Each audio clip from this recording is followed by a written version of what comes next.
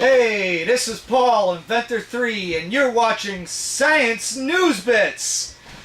Today we got a special treat. We have a couple special guests today.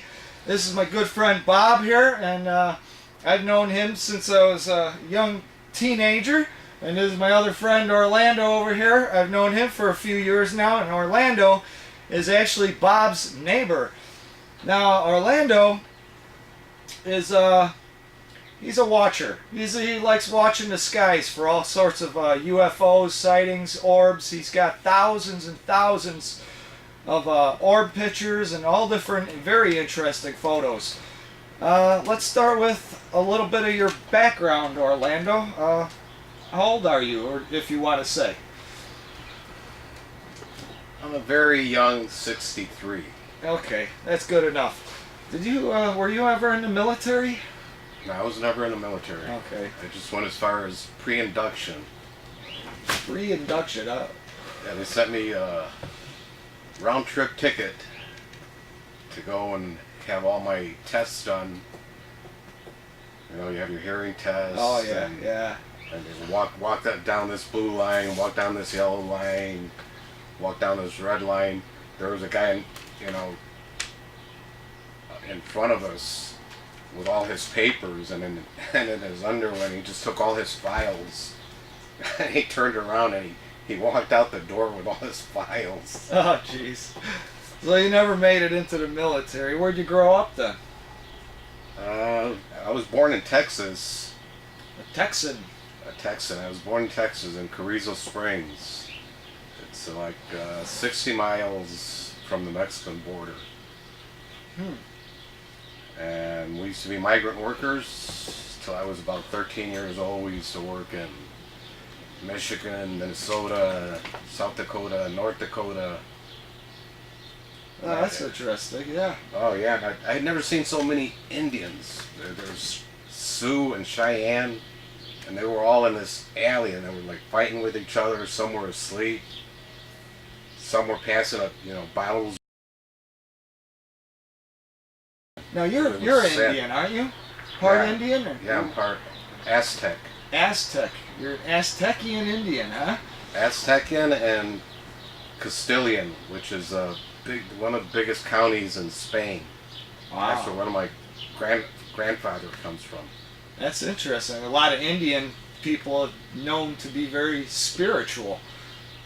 And it's usually the people that are most really spiritual that are open to seeing things.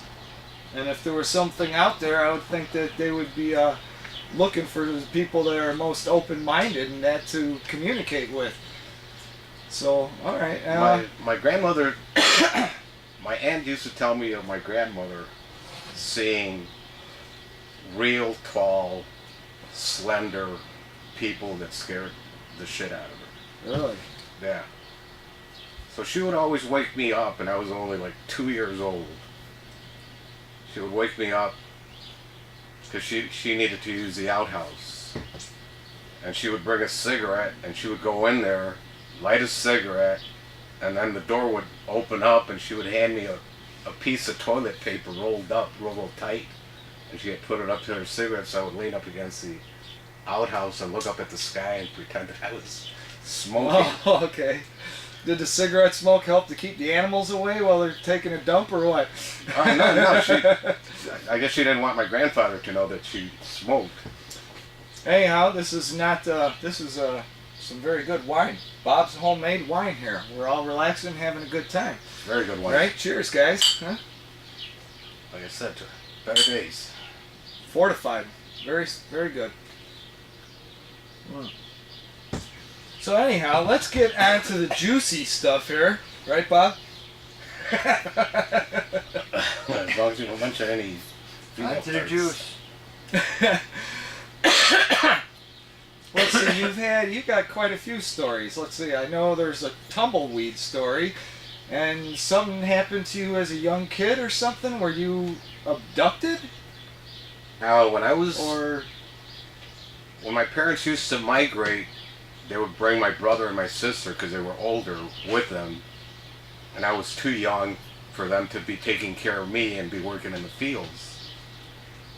So I stayed with my grandfather and my grandmother in Carrizo. And I would fall asleep on my grandfather's bed, which was, I would say, I think the south side of the house, real small house, almost like a shack. Yeah.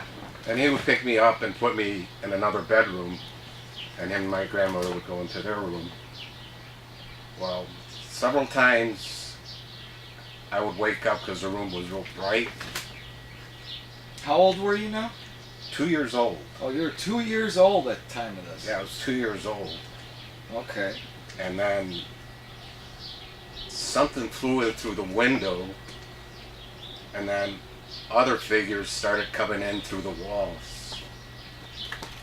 And it scared the shit out of me. I was a little baby. What came in the window? A light?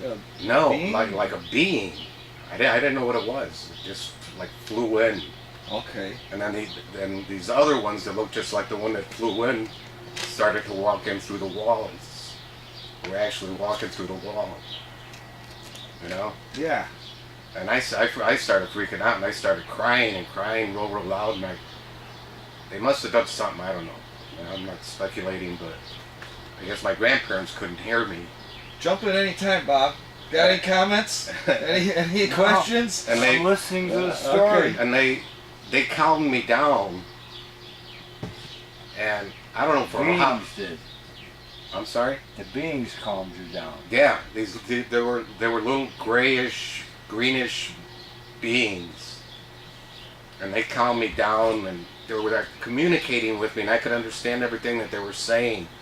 And then one of them was flying around, and then another one took off and started flying around. They were making me laugh and stuff. And we were having like a good old time, like where we had known So what each they were other. saying was just basically things to calm you down. You don't remember exactly? No, I don't remember exactly what they were saying or anything. Okay. But I know that I was real happy. I was real You happy. may not have spoke English. They could have tried speaking Spanish. Because I Too, maybe. I didn't know how to speak English then. I had to learn how to speak English. Did you die? Were you alive at this time? Yeah. No, but go on. Die Go and on. come back. Yeah. Yeah, so anyways, it got to be, I don't know, towards like dusk. It started to get lighter out. And somehow they told me that they were leaving, and like 3 of them went like through the walls just like they came in. And then the last one, there was 4 of them. The last one was like started to leave, and I got up and I grabbed him and I was crying. I said, "Oh, please, please don't leave, don't leave, don't leave." Wow. And then he like gave me a thought in my mind that said, "It's okay, Orlando. We're gonna see you later on." And then he like went out the window, and next thing I remember is Did you have any relatives that passed away at that time or something? Or you remember? That Was you that don't- at the probably time when you No. were only 2 Was that years the old. time they grabbed your ankles?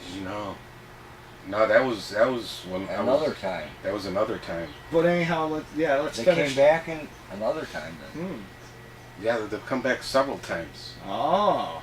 So yeah, that's So this time, how did this one end? How did that go? He just... he just put that in my mind that said, "We will see you later on in time," and that was it. And this went on for I never saw I never looked up, or I never remembered a lot of stuff. And all of this came back to me all of a sudden once when I told him about when I fell off the roof. Oh yeah, I remember saying something about that before, on a ladder or something.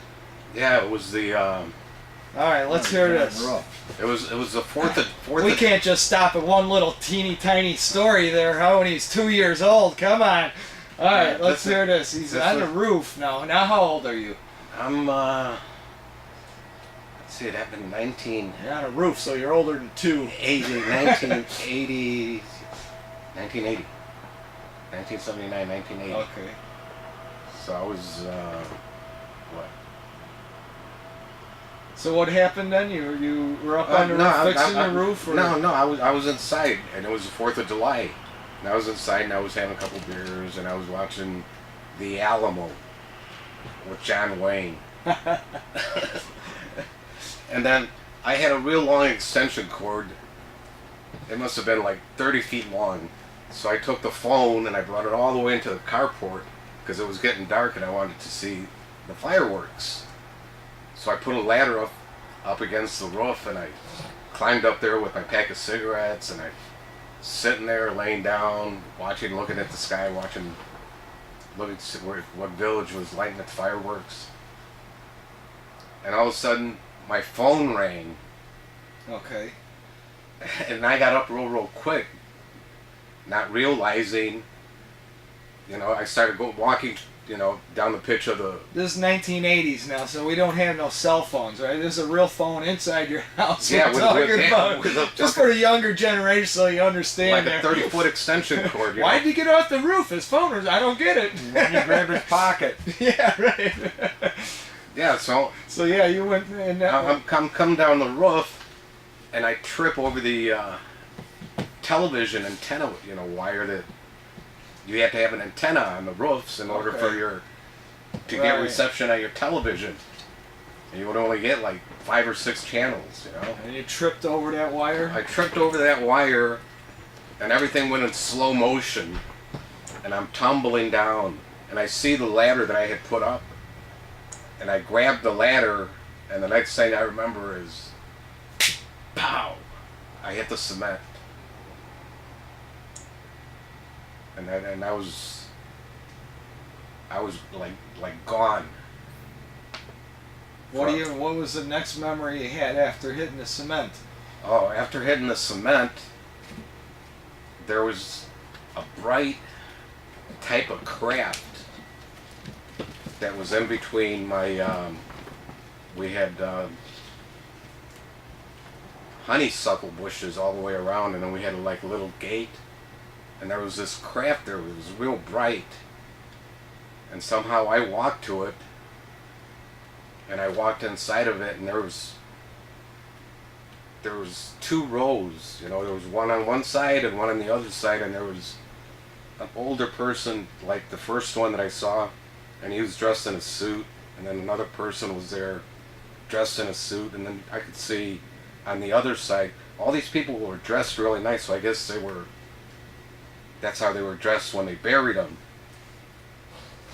When they buried them? Yeah, because they were sitting down, and there was... I was going to say, were these men in black or... No, they were...